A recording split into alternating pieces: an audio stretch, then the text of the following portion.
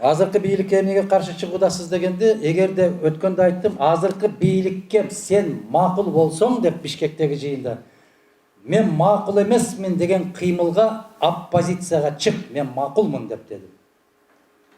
Мен макулмун биздин тоо таштарды жарганга. Мен макулмун ат башыны Кытайга бергенге.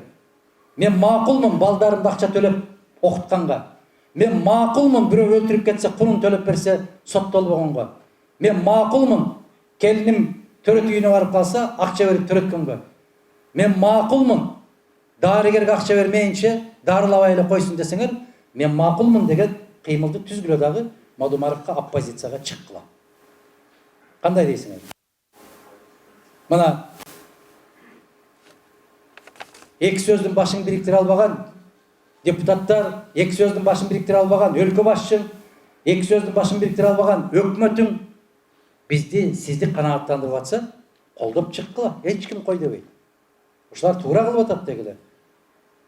Мен макулмун сабатсыз болгонго дегиле.